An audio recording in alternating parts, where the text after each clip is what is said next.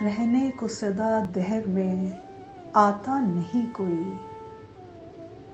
तुम जैसे गए ऐसे भी जाता नहीं कोई, तुम जैसे गए ऐसे भी जाता नहीं कोई। वसंत कुमार शिवशंकर पाडुकोन, यही हमारे आपके गुरुदत्त का नाम था असली, जो कि एक कोरियोग्राफर, प्रोड्यूसर, डायरेक्टर और बेहतरीन अदाकार थे और हर हुनर में माहिर। बज़्म-ए उर्दू दुबई की जानिब से मैं तरन्नुम आज आपके सामने हाजिर हूँ एक ऐसे फनकार को खिराज अकीदत पेश करने के लिए जिसने न सिर्फ पर्दे पर मौजूदगी से हमारी नजरों को राहत बख्शी, बल्कि उसकी फिल्मों के बेहद हसीन नगमे भी हमारी समातों को मुअत्तर कर जाते हैं आज तक। चौदवी का चांद, प्यासा, कागज के फूल, साहब बीवी और गुलाम, CID, आर पार, बहारें फिर भी आएंगी, चंद एक नाम हैं जो एक नाम गुरुदत्त के साथ जहन में अचानक उमड़ रहे हैं। हालांकि गुरुदत्त को जीते जी वो मकबूलियत, वो शोहरत नहीं हासिल हुई जिसके वो बिलाशुबा मुस्तहिक थे, लेकिन अब उनके काम और जिस तरह की खूबसूरती से उन्होंने आर्ट को पेश किया है उसका सब एतराफ कर रहे हैं। कुछ साल पहले टाइम्स और साइट एंड साउंड के हिसाब से प्यासा और कागज के फूल, ये दो जो मूवीज हैं ये ऑल टाइम बेस्ट 100 मूवीज में शामिल की गई। उसके अलावा जो एशिया के बेस्ट बेहतरीन तरीन 25 अदाकार हैं उस फहरिस्त में गुरुदत्त साहब का नाम शामिल किया गया। जब इन्होंने फिल्म इंडस्ट्री ज्वाइन की तो इनके दो दोस्त बिल्कुल शुरू में ही बन गए थे। एक तो एक्टर रहमान साहब और दूसरे देवानंद। देवानंद के साथ तो एक इन्होंने पैक्ट भी कर दिया था कि अगर देवानंद की निकेतन फिल्म्स कोई फिल्म बनाएगी तो गुरुदत्त उसे डायरेक्ट करेंगे। वो उन्होंने की भी बाजी, और अगर कभी फिल्म मेकर बनते हैं गुरुदत्त तो देवानंद को बतौर एक्टर लेंगे, जो उन्होंने किया फिल्म CID में। गुरुदत्त ने शुरुआत जो है वो बतौर कोरियोग्राफर की थी, उसी से उन्होंने काम का आगाज किया। और दूसरी जो चीज उन्हें बहुत दिलचस्पी जिसमें उनकी थी वो थी अंग्रेजी में लिखने पर, जिसपे उन्हें बहुत उबूर हासिल था। एक मैगजीन आती थी हफ्तावार, द इलस्ट्रेटेड वीकली, उसके लिए ये बहुत जमाने तक कॉलम्स भी लिखा करते थे। बज़्म-ए उर्दू दुबई की जानिब से आज गुरुदत्त को खिराज अकीदत पेश करने का जो मकसद है वो ये है कि हमारा मानना है कि ये एक ऐसा अदाकार था, एक ऐसा फिल्म प्रोड्यूसर था जिसने अपनी फिल्मों में जो कहानियां पेश की, जो जुबान इस्तेमाल की, जो नगमे इस्तेमाल किए, वो उर्दू की खिदमत का ही एक तरीका था। इनकी सभी फिल्मों की कहानी, उसकी जुबान, उसके नगमे आला दर्जे के होते थे। और अगर ये कहा जाए कि अपनी फिल्मों में इन्होंने बेहद खूबसूरत उर्दू और शायरी का इस्तेमाल किया है तो वो गलत नहीं होगा। इनकी फिल्मों के लिए नगमे ऐसे महान और अजीम शोरा ने लिखे जैसे शकील बदायूनी, कैफी आजमी, शेवन रिजवी, साहिल लुधियानवी और मजीद ऐसे कई शोरा जिनके कलाम से इनकी फिल्मों की खूबसूरती जो है उसमें चार चांद लग गए। मिसाल के तौर पे ये नगमे देखिए, चौदवी का चांद से, चेहरा है जैसे झील में हंसता हुआ कवल, या जिंदगी की सांस पे छेड़ी हुई गजल, जाने बहार तुम किसी शायर का ख्वाब हो, चौदवी का चांद हो या आफताब हो, बहारें फिर भी आएंगी। ये फिल्म जो है इनके प्रोडक्शन हाउस की आखिरी मूवी थी। इस फिल्म के बनने के दौरान इनका इंतकाल हो गया था और इनको बतौर हीरो इसमें धर्मेंद्र ने बाद में रिप्लेस किया था। इसके भी नगमे, चाहे वो रुमानी नगमे हो, चाहे समाज के लिए लिखे हुए, माशरे के लिए लिखे हुए नगमे हो, एक से एक थे। इसमें कलाम था शेवन रिजवी साहब का। हल्की सी झलक ये सुनिए। ऐसा तो नहीं थी किस्मत अपना भी कोई होता, ऐसी तो नहीं थी किस्मत अपना भी कोई होता, क्यों खुद को मोहब्बत का हकदार समझ बैठे, वो हंस के मिले हमसे हम प्यार समझ बैठे, बेकार ही उल्फत का इजहार समझ बैठे। या फिर जहां जहां पड़े कदम वहां फिजा बदल गई, कि जैसे सर बसर बहार आप ही में ढल गई, किसी में ये कशिश कहां जो आप में हुजूर है, मेरा दिल मचल गया तो मेरा क्या कसूर है। या फिर ये देखिए जो माशरे के लिए लिखा गया और ऐसा नगमा के जिसे आप सुने तो खुद ब खुद हिम्मत जो है वो बढ़ने लगती है। अंधेरे क्या उजाले क्या, न ये अपने न वो अपने, तेरे काम आएंगे प्यारे तेरे अरमा तेरे सपने, जमाना तुझसे हो बरहम न आए राह पर मौसम, बदल जाए अगर माली चमन होता नहीं खाली, बहारें फिर भी आती हैं बहारें फिर भी आएंगी।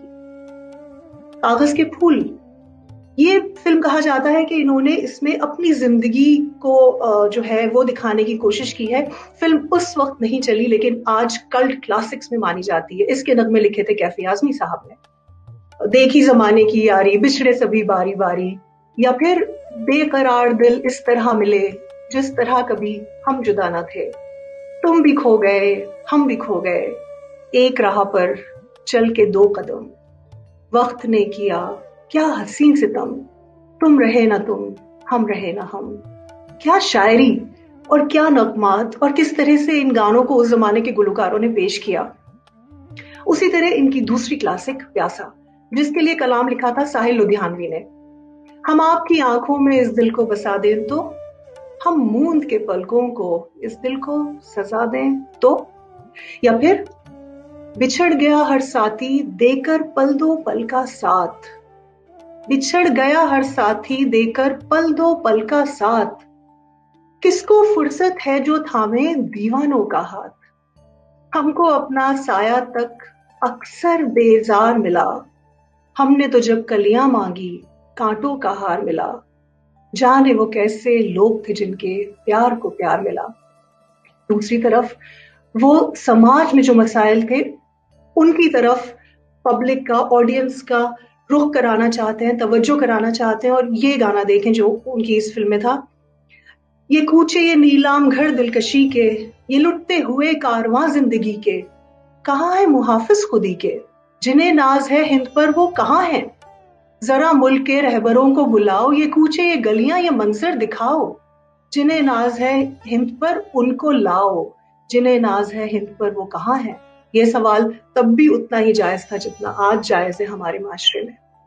या फिर दुनिया से इतनी बेजारी, ये महलों ये तख्तों ये ताजों की दुनिया, ये इंसान के दुश्मन समाजों की दुनिया, ये दौलत के भूखे रवाजों की दुनिया, ये दुनिया अगर मिल भी जाए तो क्या है, यहाँ एक खिलौना है इंसान की हस्ती, ये दुनिया है मुर्दा परस्तों की बस्ती, यहाँ पर तो जीवन से है मौत सस्ती, ये दुनिया अगर मिल भी जाए तो क्या है, ये दुनिया अगर मिल भी जाए तो क्या है। और वाकई में जो मकाम, जो इज्जत, जो मकबूलियत गुरुदत्त को उनकी जिंदगी में मिलनी चाहिए थी वो नहीं मिली, और वही हुआ, ये दुनिया है मुर्दा परस्तों की बस्ती। आज उनका नाम हिंदुस्तान के नहीं बल्कि दुनिया के आइकॉनिक मूवी प्रोड्यूसर्स और एक्टर्स में आता है। ये है असलियत इस दुनिया की। वहीं इस फिल्म के लिए एक और बेहद खूबसूरत नगमा, तंग आ चुके हैं कश्मकशे जिंदगी से हम, तंग आ चुके हैं कश्मकशे जिंदगी से हम, ठुकरा ना दें जहां को कहीं बेदिली से हम। और वाकई बहुत ही कम उम्र में गुरुदत्त ने इस दुनिया फानी को बहुत बेदिली से ठुकरा दिया। 10 अक्टूबर 1964 में महज 39 साल की उम्र में वो इस दुनिया से कूच कर गए। बहुत दर्दनाक हादसा, और जो लोग उन्हें चाहते थे उनके लिए तो वाकई एक बहुत ही बड़ा सदमा था। उनके चाहने वालों में कैफी आजमी साहब भी थे जो उनसे बहुत मोहब्बत करते थे, और वो उनकी मौत की खबर से अछूते नहीं रहे। उन्होंने उनकी मौत पर एक नोहा लिखा, बेहद दिल को छू जाने वाला नोहा, जिसको के बज़्म उर्दू की महफिल उर्दू 2019 जो कि हमारा सालाना जश्न होता है, उसमें मेहरान ने अपनी आवाज और सुरों के साथ पेश किया था। इस दफा 2019 में हमारा जो जश्न था वो जश्न कैफियत था। हमने कैफी साहब का जो है 100 साला जश्न मनाया था। उसमें मेहरान ने ये नोहा पेश किया था जो कैफी साहब ने गुरुदत्त साहब की मौत पर लिखा था। तो मेरे ख्याल से इससे बेहतर तरीका नहीं हो सकता इस खराज अकीदत को पेश करने का कि हम वो नोहा सुने जो कि गुरुदत्त साहब के लिए कैफी आजमी साहब ने लिखा था। एक बार फिर गुरुदत्त साहब को हजारा सलाम और मुझे इजाजत।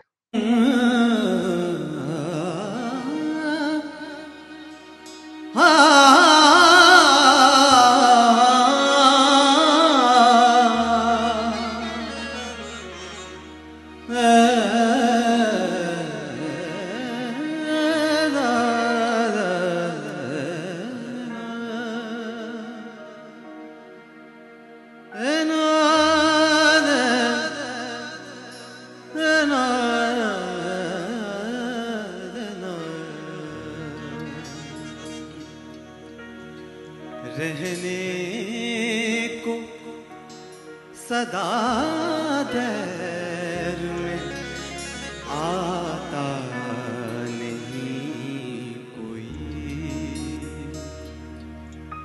रहने को सदा, रहने को सदा देर में आता नहीं कोई।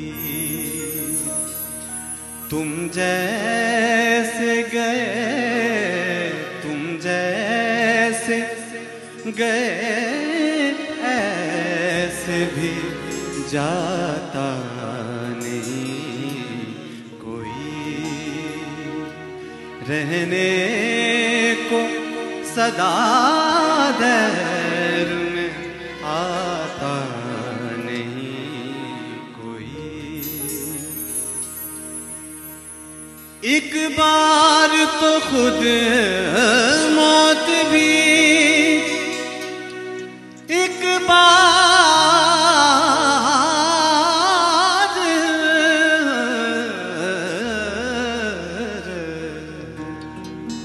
एक बार तो खुद मौत भी घबरा गई होगी।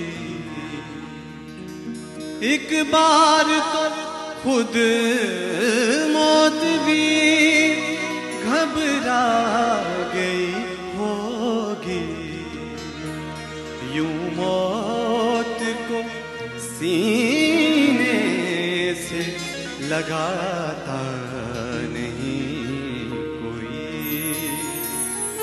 यूं मौत को सीने से लगाता नहीं कोई, रहने को सदा दहर में आता नहीं कोई। माना के उजालों ने तुम्हें, माना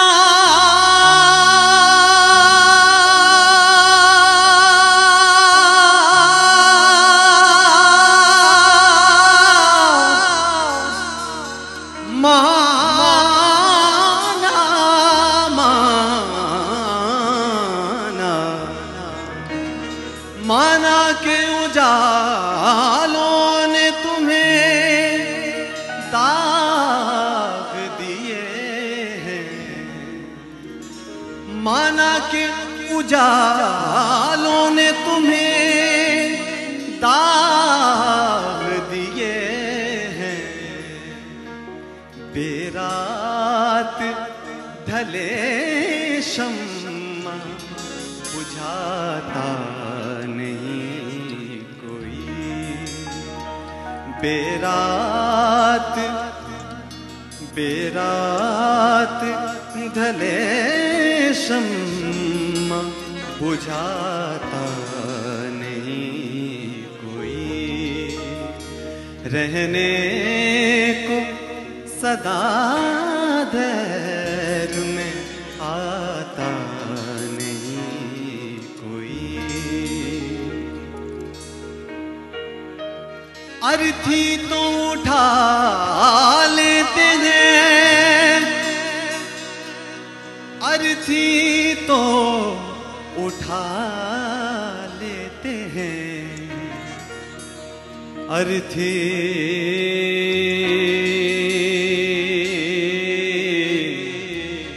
अर्थी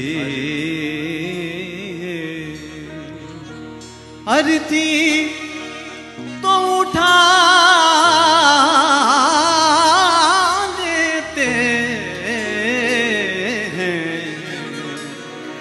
अर्थी तो उठा लेते हैं, सब अश्क बहा के, अर्थी तो उठा लेते हैं, सब अश्क बहा के, नाज़े दिल बेताब बेताब उठाता नहीं कोई, नाज़े दिल बेताब उठाता नहीं कोई। तुम जैसे